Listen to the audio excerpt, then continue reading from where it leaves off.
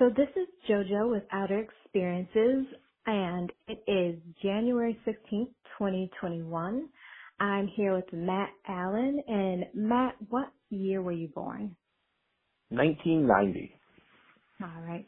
And then I'm currently in Minneapolis, and you are in? Eagan, Minnesota. Okay. And Matt, is there any kind of special way you spell your name? No, M-A-T-T. All right. Perfect. So, Matt, where were you born? So I was actually born in the Bronx, New York. Mm-hmm. Okay, so how did your parents get to Minnesota? Well, my mom moved to Minnesota when I was real young, and it was for a job opportunity. There was nobody out here except for my uncle, so almost all of my family is on the East Coast. Mm-hmm. Okay, so were your mother and father also born on the East Coast too? Uh-huh. Okay. And you said your mom, right, came out for a job opportunity. Can you tell us more about that? Well, from what I remember, and my mom worked 4 jobs while we were in Minnesota here, so, so there's a lot of different jobs that came and went. But, where we were living in the Bronx wasn't necessarily the greatest neighborhood, and at the time, and, Minnesota apparently had a wonderful job that offered her, she started at a real estate company as Rosemount was still being developed into a new place. It was a lot of farmland when we first moved. And she took the job there and moved us out. Do you know if she had any hesitation about, moving from the East Coast to this place that was mostly farmland? Yeah, I mean, she's raised in the city her whole life, the biggest city, I mean, not the biggest, but the most prolific American city that we have. And, surrounded by, black and brown Jamaican immigrants and all that sort of things. My grandparents were Jamaican immigrants. So, there's a whole different culture than Rosemount, Minnesota, practically in the middle of nowhere all the way to the northern tip of the country. There's obviously some hesitation. Single parents just constantly, am I doing the right thing for myself? Am I doing the right thing for the future of my family? So I'm sure there was a lot of hesitations, but obviously, whatever they were, they did not stand as I spent my formative years in Rosemount. Yeah, and I'm sorry if you mentioned this, but how old were you when you moved? Ooh, how old was I when we moved to Rosemount? 7? Oh, maybe? okay, so yeah. Mm-hmm. So pretty young, right? Mm-hmm. Do you remember that transition from the Bronx to Rosemont? Not particularly. No, not really. Mm-hmm. I mean, apartment's an apartment. Well, what are the things that you do realize, though, when you're younger? I mean, and I spent a lot of time back home, or back in the Bronx, I should say, with, visiting my grandparents and stuff like that, and my aunts and uncles over the holidays and during the summertime. And it's different. I mean, it's definitely different. The move not so much, but the culture is different. The movie was just moving from one house, one place to another, but when you started walking around and the rules are different, in 2 different places, you could kind of be outside. You could leave your bike just kind of out, just out and around, and you can walk around. You were smiling at people. That was one of the things I had to get trained on, is that not everybody, you can't just look at everybody straight in their face and smile at them. There's different rules depending on where you are. There was differences as I stayed, and I started to realize that 2 cultures were very different. Mm-hmm. So more about the smiling, I'm interested in that. So do you feel like you could smile more in the Bronx or more in Rosemont? More in Rosemont, where we were visiting my grandparents at wasn't the best neighborhood. And so when I would be over there, it was just don't just go around smiling at everybody. And New York is just kind of how you do. You put your head down, you go in the direction you're going, you don't stop, don't look up at the buildings, because that's what tourists do. You know what I mean? Right. You need to get to where you need to go, and that's all. You don't worry about what everybody else is doing. You don't have to look at everybody in the eye, because that might be an issue for them. Mhm. In Rosemount, however, there wasn't nearly as many people. And, as I grew older, I realized that the defense mechanism that I would create to hide from the prejudice that I didn't find in the Bronx is to be overtly Mhm. friendly here in Rosemont. Mhm. I Mhm. had to smile and make eye contact and show that I wasn't going to be a problem for anyone. Otherwise, there Right. would be extra scrutiny. And so it was kind of like learning to switch between the cultures and what was appropriate and safe in either one. Mhm. That's really interesting. You say, you were kind of using that to show that there wasn't like a problem or a threat. Do you hmm know like when became aware of that or how people saw you there? I knew that as soon. I was one of the only black kids for the majority of my time in school, and even like you'd walking through the grocery store when I was little. You know what I mean? I go to another aisle and like they would a parent or a guardian would look at me, and I would wonder why they were looking at me like what I was going to do, hesitantly. Mhm. You know what I Yeah. mean? Especially as I got older. The older I got, the more it would happen, and the more aggressive the looks would get, or the talks would get, or the words they spoke. And as when you're little and you're different, kids learn to pick out things that are different right away. And I was a young, emotionally intuitive child, so Mhm. I didn't, and I was bigger. I've always been a bigger kid, but I wasn't violent. I was never very into like being aggressive. So people would pick on Mhm. me, and I didn't know what to do. And the best way I learned to get over it was to laugh and smile and show people that I'm fine. Like I'm a good person to be around. And that would be my way of protecting myself. Mhm. Do you think that's kind of like a natural part of your personality that came out, or do you think that was kind of something that developed out of that? I think it's probably a bit of both. I mean, I feel like Mhm. naturally that I was going to be that kind of person either way. Mhm. It's just, and that was the way I just leaned into it. Kind of, it developed quicker because I needed it. So Mhm. I think I would have always been that kind of person, but yeah, it definitely developed quicker and definitely more of a necessity because of the situation. Yeah. And so you're talking about, experiencing how people were experiencing you, right? How would hmm you characterize your neighborhood in Rosemont? Were there different neighborhoods, or was the culture kind of the Yeah. same throughout? So in Rosemount, Minnesota, there's like a freeway, not a freeway, that's too big, but there's a county road. It's called County Road Mm-hmm. 42, and it cuts down Rosemont right down the middle. Growing up, Okay. there were the lower income neighborhoods on one side, and then the new properties, the fancy properties, the quote unquote nicer properties on the other side of that county road. Now, my mother was working for this real estate company, so we got the house that we lived in, a townhome that we lived in, pretty at a good deal. However, we Mm-hmm. were not making a lot of money. My mom was working again, was working 4 jobs. Not making a lot of money. Our basement wasn't finished. We didn't have like covered anything. So yeah, from the outside, it looked really nice. But like in Mm-hmm. this brand new neighborhood that was being built, but inside, like I remember eating government cheese. I remember eating the big tub of peanut butter that just said peanut butter on it. You know what I mean? Like it was just like Yeah. I remember all of that stuff. And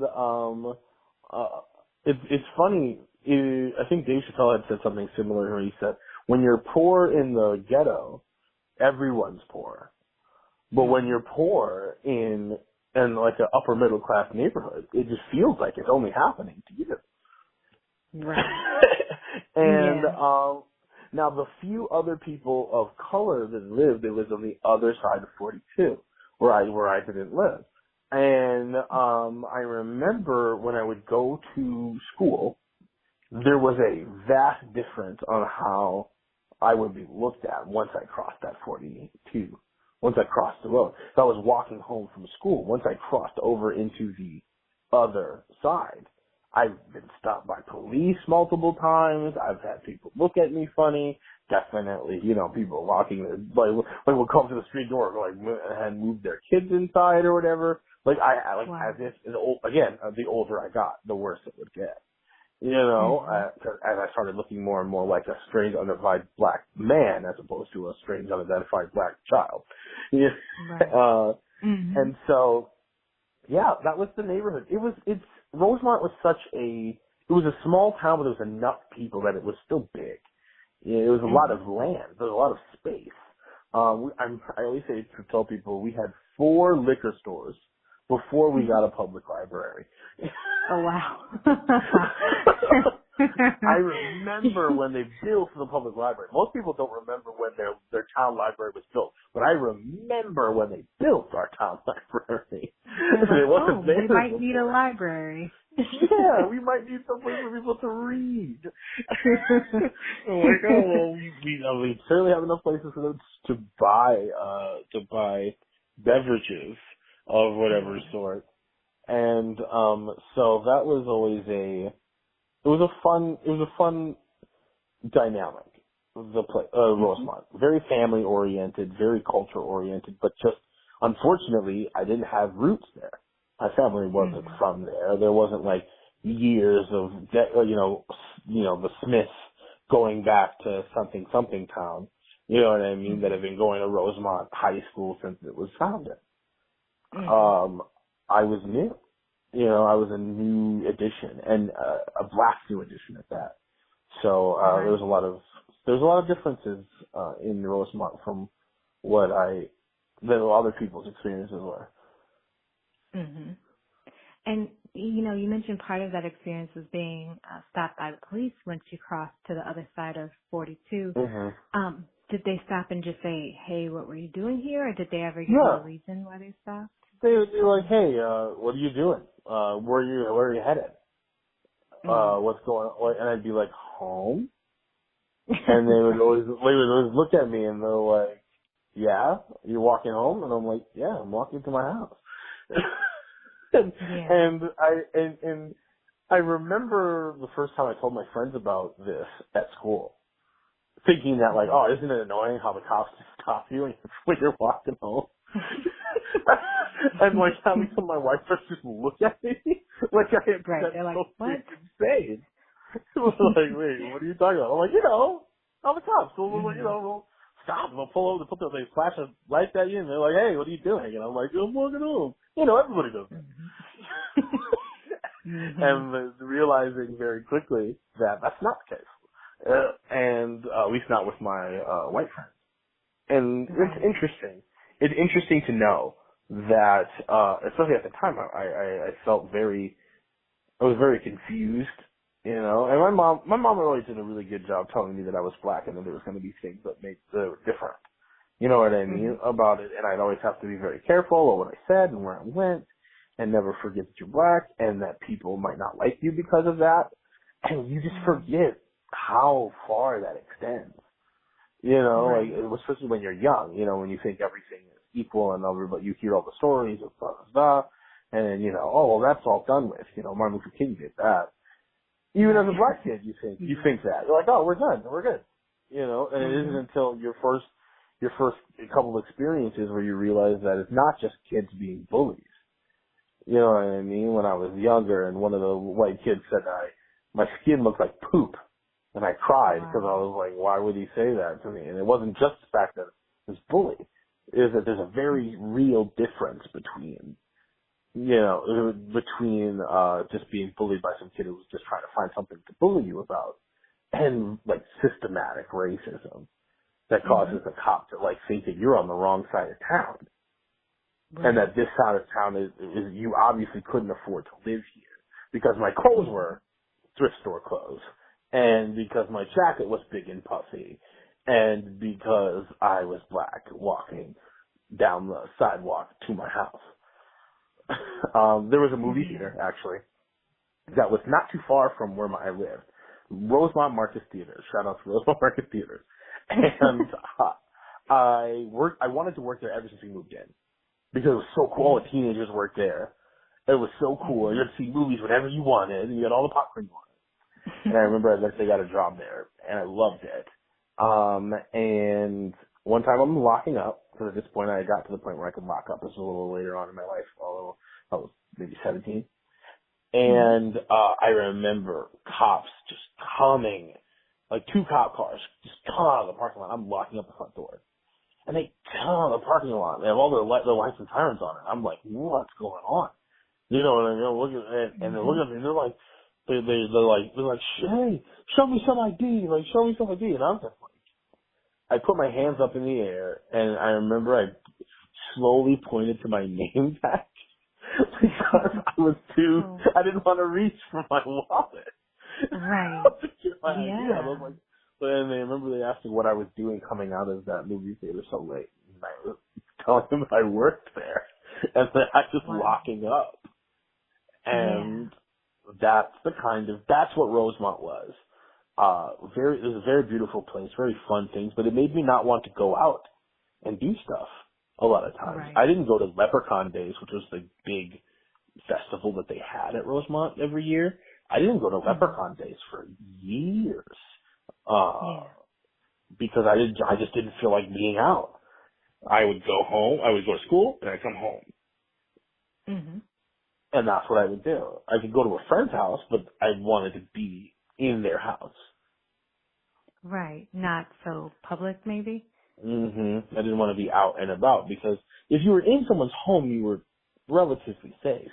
But you're walking Mhm. around on the street, and that's when you could accidentally walk into a place that you're no longer allowed to be at, or you're not supposed to be at. And that was very confusing and stressful growing up. So, yeah, that was Rosemont for you. Yeah. So you talked a little bit too about, going over a friend's house and hmm school. I was just wondering if you could tell me a little bit more about your experience at school. If you want Yeah. to mention some of the places you attended and some experience, you don't have to give names if you don't want to, but, Oh I yeah, just no, love your no, school. no, yeah, no problem at all. So I went to Rosemont Middle School and Rosemont High School, Mhm. and Rosemont Middle School was tough. Like middle school's hard for anybody. Everybody should get like a medal for making it out. It's just, Mhm. everybody's learning empathy for the first time and at different times. And your Yeah. body is changing and it's the most stressful, it's one of the most stressful times to be Oh alive. yeah. And you barely know anything. You just know enough to Mhm. know that you don't know anything. Mhm. And all the stuff is happening to you all the time. And then, so you add all of the stressfulness that just comes with being in middle school. And then add being black in a mostly white town and being a big guy in a mostly not big guy group. And yeah, Mhm. I always felt kind of like a Shrek. I felt like I'm walking around so strange. Though instead of, a lot of times kids in that situation, they either hide into themselves Mhm. or they fight, they assert dominance or they try to win people over. And winning people over was my tactic. So I would, Mhm. I was very personable. I would try to laugh and joke, and people made fun of me, and I would laugh with them. So Right. because then what what they do, if you're laughing, then it takes away the fun for them. They'll go find somebody else to make feel bad because that's what they're wanting. And Yeah. so middle school was crazy hard, learning all the ins and outs, all the things that the defense mechanisms that would save you later on. In high school, things were a little bit easier.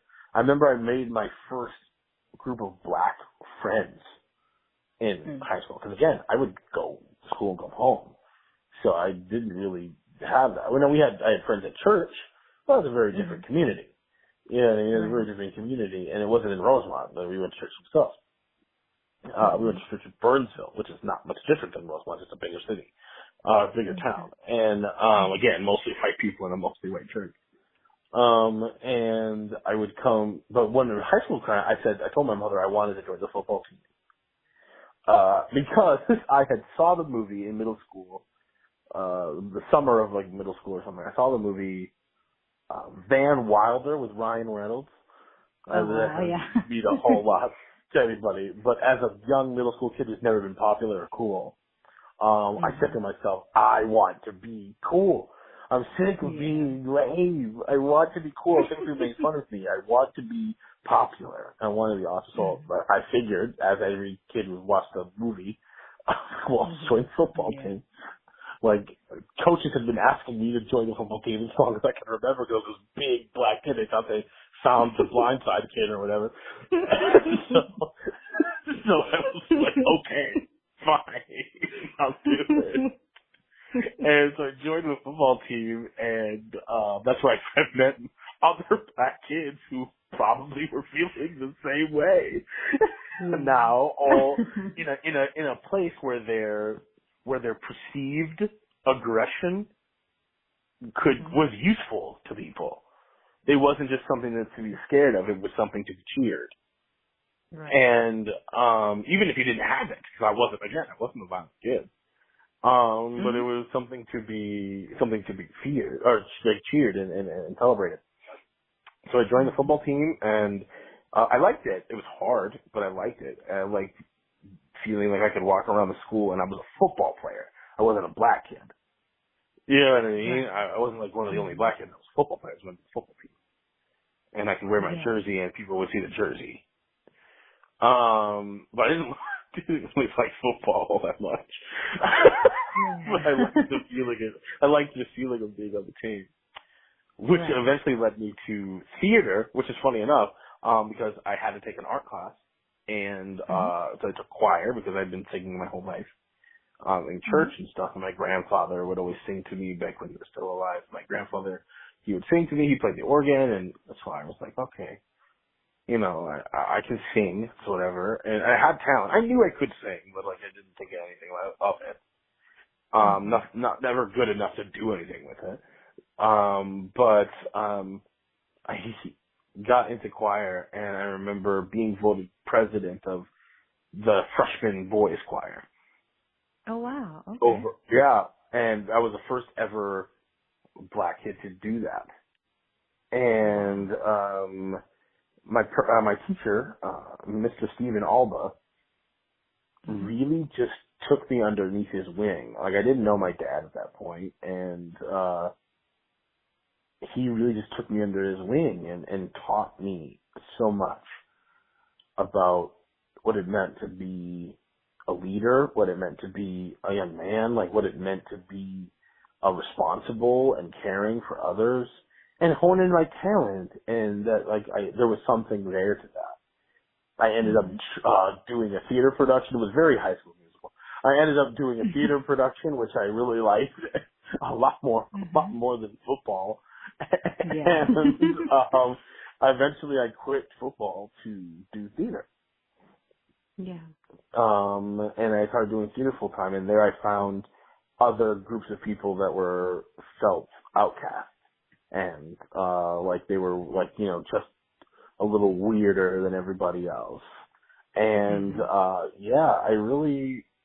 started to come into my own. And so, my time at Rosemount High School, there was still stuff, there's always a teacher that treats you a little bit, harsher than the rest of the students. The teacher that treats you a little less than you probably should be treated, because they're trying to overcompensate. And so they are, what's the word I'm looking for? Condescending. Or not condescending, coddling you. And you want them to treat you like everybody else, There's all of the range of that going on throughout all of high school. But I actually ended up becoming concert choir president in my senior year. The only black person in 100 years of that school's history to ever hold that title. And that was the year that Obama got elected too, so I always told everybody, I was like, Obama, first president, black president, so we rocking out together, we're getting lunch later. And so, my time in the Rosemount school system was very challenging, but also very rewarding. Yeah. Just across the interviews, it seems like that is the case. Did you feel you got maybe even a better education than maybe other school systems, even in the state? Oh, well, yeah. I mean, District 196 is great. It's fantastic. Mhm. We're not Eastview or whatever where all the rich kids went, but like it was still something. You know, our Mhm. books were from this century. We had Right. computers. You know what I mean? One of Mhm. the reasons my mom moved me to a different neighborhood is so that, and we were poor, was so that I could have the education that kids whose parents made more money could get. Mhm. Like people forget, like people don't talk enough about the zoning and where your education tax dollars come from. But Mhm. that's a real big market and a real big determining factor of kids' education. I mean, they were talking to me about stuff that I know some of my black brothers and sisters and people out there never got to talk about in their Mhm. education. They never even got access. You never even knew that it was a thing. You know what I Mhm. mean? And just like when I talk about the police stopping me, I would talk about some stuff that happened in my high school, and now some of my friends who had a much different experience than I did, especially my friends of color, though, who were in districts that were not as affluent as mine. They Mhm. look at me like I said something wild. I'm like, oh yeah, we were in the computer lab, and da da da. They're like, what? And I'm like, oh yeah, the computer lab, like where you they had all the computers and you could use all this stuff, da, da, da, da. And they're like, they look at me like, they're like, oh wow, all right. Yeah. Computer lab. What else they have? A holodeck? Like did the butler give you? The butler bring all your keyboard too, or what's the situation? Yeah. So yeah, it was a very. I had a great education. I Mhm. really did. And District 196, if nothing else, like has a fantastic education, especially fine arts, and the teachers Mhm. there. And I can't stress enough how wonderful, like Mr. Alba, Miss Toso, Miss Sandum, all of the fine arts teachers really just poured into their students. Mhm. Even just outside of just singing and learning instruments and all this stuff, they were just like preparing us for life, preparing us Yeah. for the ups and downs of what life is going to be. I would never become a performer like I am now if I didn't go to that school. And so Mhm. there's definitely a lot of positives. Right. And then, so you kind of, and I want to circle back to this because I think this is interesting because you Hmm. mentioned that you had your first kind of group of black friends when you got to high school. Can you Hmm. tell me a little bit about that, or even like, was there kind of like a black life in your town, or was that just your group? No, not particularly. No, I mean like, Mhm. so there were. That's not necessarily true. I should say that I wasn't a part of it outside of Mhm. the football. But like, I'll never forget my friend Alon Dungy coming up to me during the first day of Better, Faster, Stronger, which was Mhm. our summer strength conditioning program. Just coming Mhm. up to me and was like, "Yo, what's up, dude?" And he called me the N word, Yeah. and I had never heard it so positively before. I've Yeah. heard it before. Don't Mhm. get me wrong. I've heard it before. Up until this point, I had heard it. I had never heard it so Mhm. positively before. And he went to give me some dap and just like introduce himself. Mhm. And I did. I just took it and I did. And he was talking to me about and just like how now I would not even think to talk to a friend or something, but like he just assumed that we were the same. Like we had the Mhm. same like upbringing. My mom was very strict about what I could watch, what I couldn't watch, what I could hear, what I couldn't hear. We were in church Mhm. anytime the doors were open. So and our church was primarily white. So there wasn't a lot of Mhm. gospel. There wasn't a lot of like black culture that I was allowed to experience, and except for the stuff in my house that we would do that was just about my house, you know. Right. And Mhm. so even some of those stuff I didn't know was black culture until I started hanging around more black people. Because Mhm. I just thought that was what our house did. You know what I mean? And everybody's house is different. Right. Like the sweet baby rays in the fridge. Like I just thought like, oh, just like that. I didn't know that black people just have that in the fridge for some reason. What did you say? What did you say in the fridge? sweet baby rays barbecue sauce in the Oh fridge even yes, though yeah, yeah. I just thought that we just liked it. Here I come to find that that's something that everybody gets when they become black, they just put it in the fridge. They tell you just to always have it there.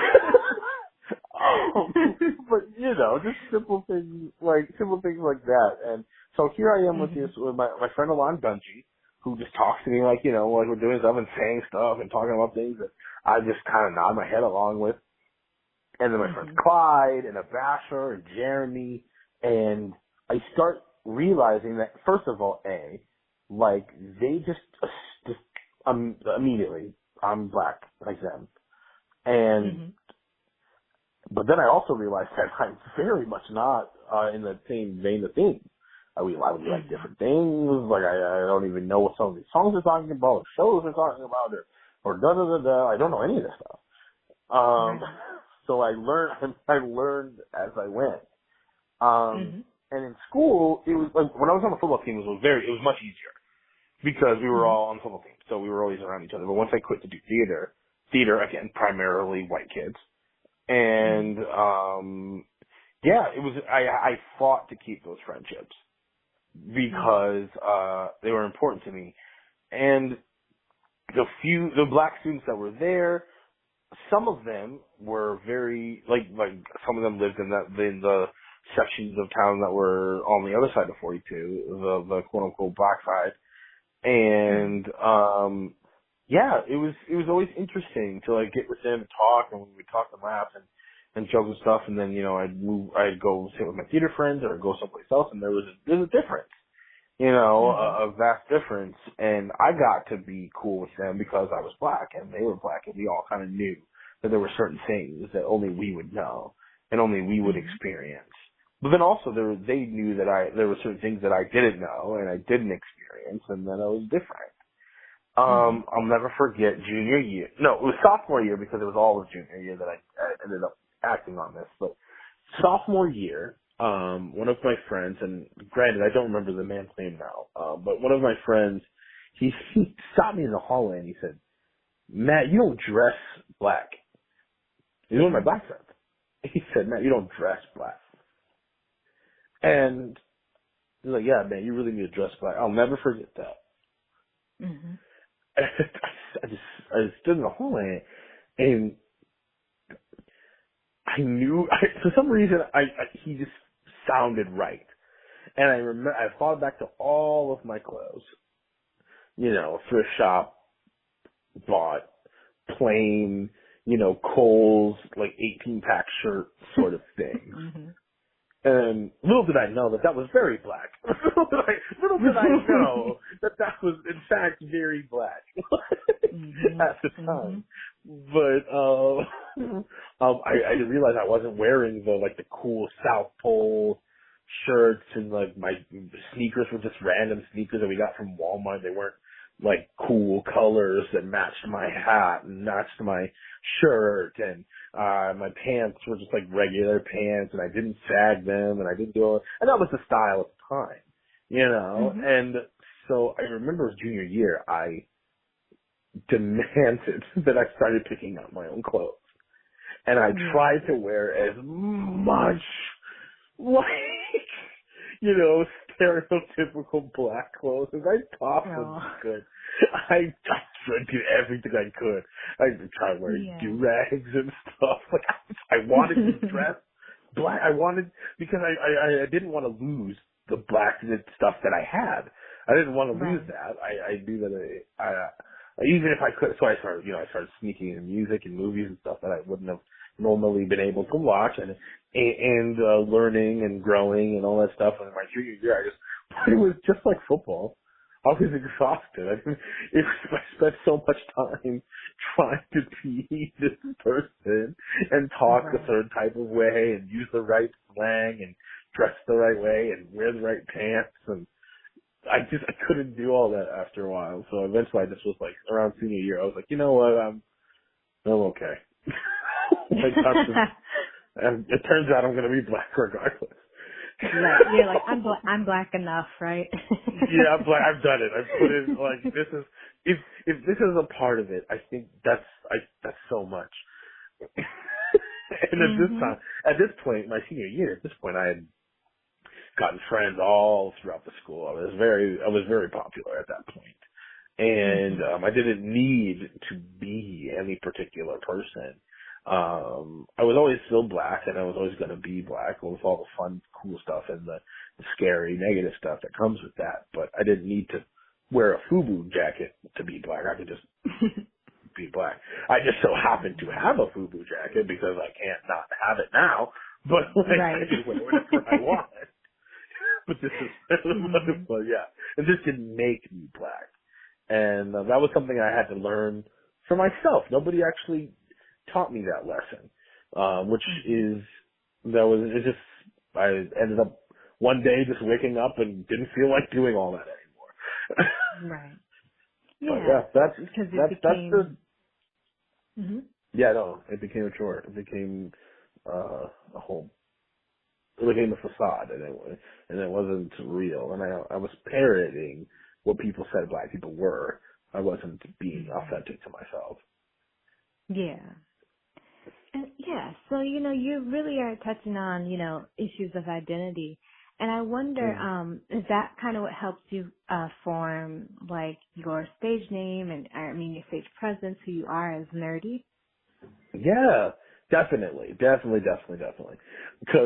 funny Mhm. enough, I was doing rock and roll for about like 7 years before I started doing Mhm. hip hop. I had a rock and roll group with some friends, and I never wanted to do hip hop. People always would come up to me like, "Oh, Matt, you rap?" Again, one of the only black people around, so I must rap. And I remember Mhm. being like, "No, I don't. I do rock and roll. Leave me alone."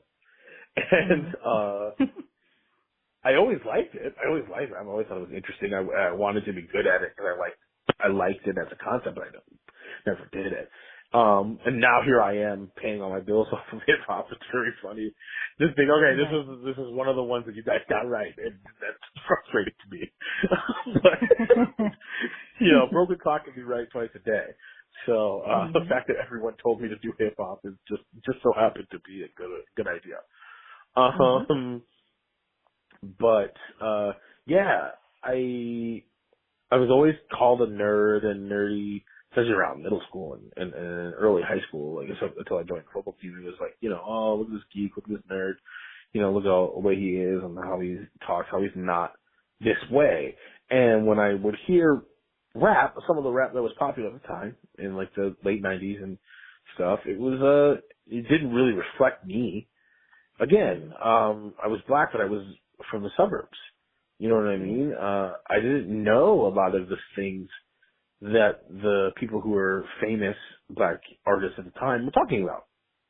I knew Mhm. it as like a concept. Like, I knew where I'd come from. I knew that the hip hop was birthed in the Bronx. I know that.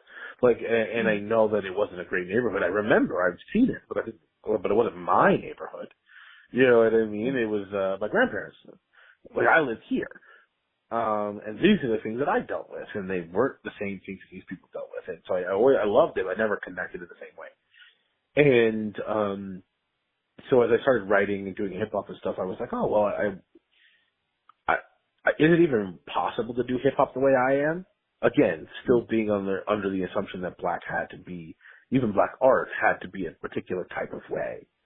Right. And it wasn't until I started listening to Chance the Rapper, Tyler the Creator, even like white artists like Watsky and Lil Dicky, but Childish Gambino too, especially, would rap about Mhm. being the only black kid in an area, Mhm. and in a mostly white area. And I would hear him say things like not being allowed to come over to the swimming pool or whatever of his friend's house, and I'd be like, oh, I remember that. Mhm. Like, I know how that is. I know parents that didn't like me, and I had to like do a whole lot of shucking and driving to get them to let me hang out with their friends. Right. I Mhm. remember that. Or the parents that like me way too much when I show up to take their daughter out on a date. I'll never forget the parent, I took this girl, Jill, on a date, and her parents were just like, oh my god, like, oh, we're so glad that our daughter is, branching out and experiencing diversity. I remember just being like, okay. I don't know Yeah. how to take that. I don't know what that Right. means. It was very Get Yeah. Out before Get Out was a thing. I'm glad I'm safe. Um, but yeah, like my stage name came from that, and my art kind of was birthed from that place of just being like, I'm black, I'm different, this is how I am going to be. All of these things are intertwined. Mhm. Yeah, and then that kind of takes me to my final question. And maybe it's something we kind of already touched on, but is there any message or thought you want to impart to people about what it is to be black in the suburbs? And I realize that's kind of a big ask. No, yeah, if I could distill that, I'd be rich, but Right. I could tell you that being black in the suburbs is a very different animal than people understand. Like, it's a whole different breed of experiences because you have so many different things pulling at you in many different directions.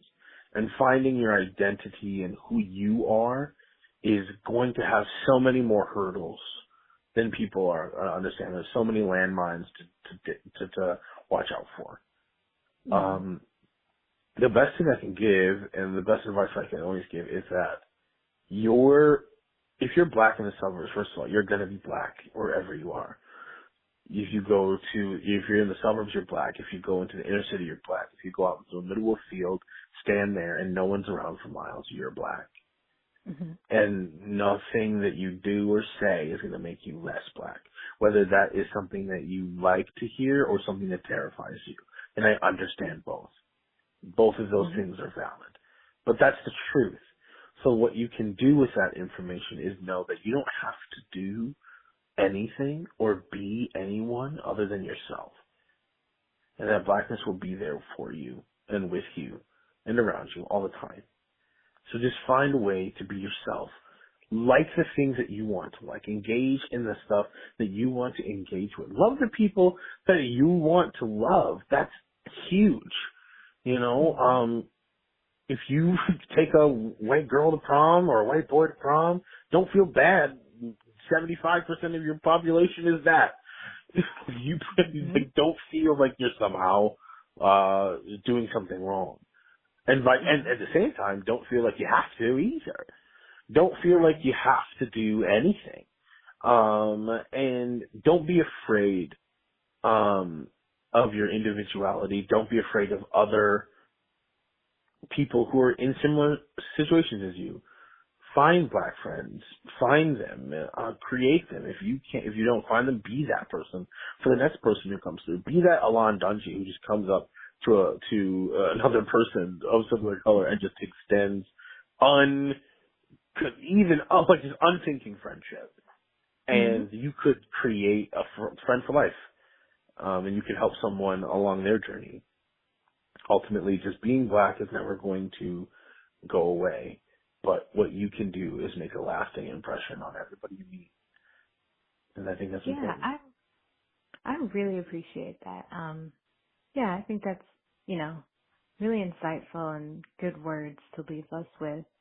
And I really just want to thank you for sharing your story, and I really appreciate your time.